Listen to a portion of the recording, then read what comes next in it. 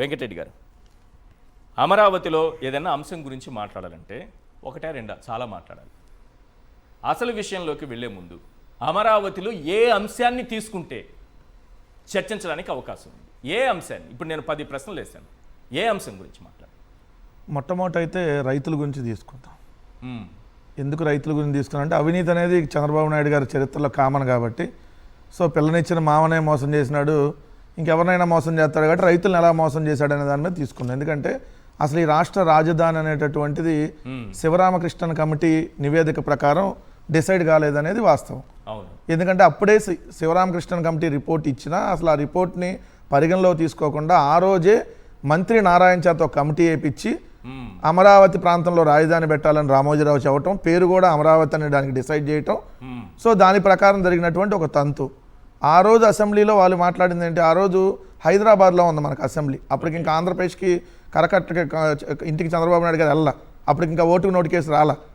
So ఓటుకు note case రాకముందే దీనికి సంబంధించి 2014 సెప్టెంబర్ 4న అసెంబ్లీ సమావేశాల్లో విజయవాడ కేంద్రంగా రాజధాని అని అనౌన్స్ చేశారు.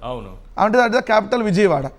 కానీ డిసెంబర్కి వెళ్ళేటప్పటికి ఏమైంది, 29 గ్రామాల్లో మేము భూములు సేకరిస్తున్నాం అని అంటే అదేంటి ప్రభుత్వ భూముల దగ్గర కదా మీరు పెడతానన్నది.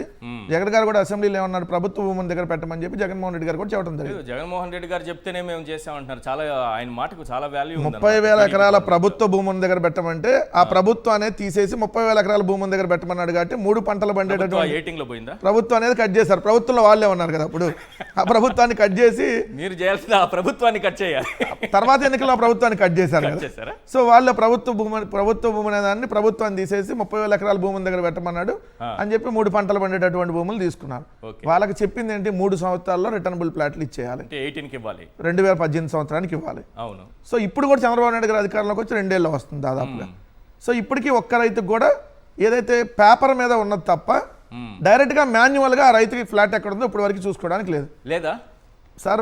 ఇండియన్ హిస్టరీ కాదు, వరల్డ్ హిస్టరీలో ఎక్కడైనా ప్రపంచంలో ఎక్కడైనా ఒక స్థలాన్ని ఎవరైనా కొనుగోలు చేసేటప్పుడు లేదా ఒక స్థలాన్ని ఎవరైనా రిజిస్ట్రేషన్ చేయించుకునేటప్పుడు అతను అందుబాటులో లేకపోతే వాళ్ళ బంధువులన్నీ వెళ్ళి చూసుకొని ఇదిగోండి పలానా చోట ఉంది, ఆ సరిహద్దు ఇయ్యింది, ఇంకా 4గురిని ఎంక్వైరీ చేసుకుని ఏం బదిలేదు అని చెప్పి రిజిస్ట్రేషన్ చేసుకుంటారు. బట్ అమరావతిలో ఇప్పటి వరకు ఒక్కళ్ళు కూడా వాళ్ళకి మాన్యువల్గా ఫ్లాట్లు ఎక్కడ ఉన్నాయో తెలియదు. మరి ఎక్కడున్నాయి ఫ్లాట్లు? కంప్యూటర్ డాష్ బోర్డు మీద ఉన్నాయి.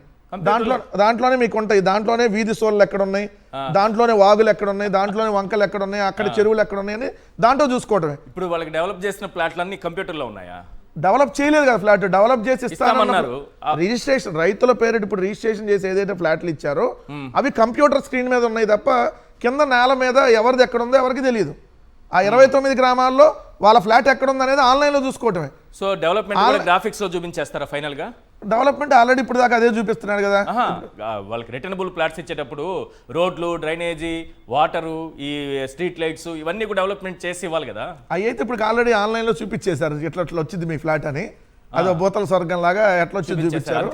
ఇప్పుడు ఇందాక ఇద్దరు సోషల్ యాక్టివిస్ట్ మాట్లాడింది అన్నప్పుడు 2014లో ఈ రాజధాని డిసైడ్ అయిన ఒక 1 yearలో మీరు చూస్తే టీవీలో అమెరికా సంబంధం వద్దంటున్నారు, అమరావతి సంబంధం ముద్దంటున్నారు అని చెప్పి ఆ రోజు వాళ్ళు చేసినటువంటి ప్రచారం ఎవరు అమరావతిలో రైతులు చేయాల, వాళ్ళ మీడియా చేసిన ప్రచారం. అసలు అమరావతి ఇక్కడ అద్భుతం అయిపోతుంది, ఇక వేరే విదేశాలు ఎవరు వెళ్ళంటున్నారు, ఇక్కడ ఒక్క 10 సెంట్లు భూమి ఉంటే చాలు అసలు మనకి ఒక సింగపూర్ని కొనేయచ్చు, ఈ విధంగా ప్రమోట్ చేసి అమెరికా సంబంధం కూడా వద్దంటున్నారు, అమరావతి సంబంధమే కావాలని చెప్పి ఎగబడుతున్నారని చెప్పి ఏదైతే వాళ్ళ మీడియా ఛానల్ ప్రచారం చేసింది. ఈ రోజు రైతుల పరిస్థితి చూశారు కదా, మేము చనిపోతాం మాకేంటిది ఈ బాధ ఏంటి, మీకు ఇచ్చి ఆల్రెడీ 11 ఏళ్ళు అయిపోయింది అని చెప్పి ఈ రోజు ఉన్నటువంటి పరిస్థితి చూడండి. దానికి కారణం చంద్రబాబు నాయుడు గారు. దాన్నే సరే అంతటితో ఆపుదాం, ఏదో జరిగిన తప్పు వాళ్ళకేదో రిజిస్ట్రేషన్ చేసి ఫ్లాట్లు ఇచ్చేద్దాం, దీని వరకన్నా ఉండాలా. ఇప్పుడు ఏం చేస్తున్నాడు, 2వ దశ. మొన్నటిదాకా ఏమన్నారు, 2వ దశలో 20,000 ఎకరాలే సేకరిస్తామని చెప్పారు.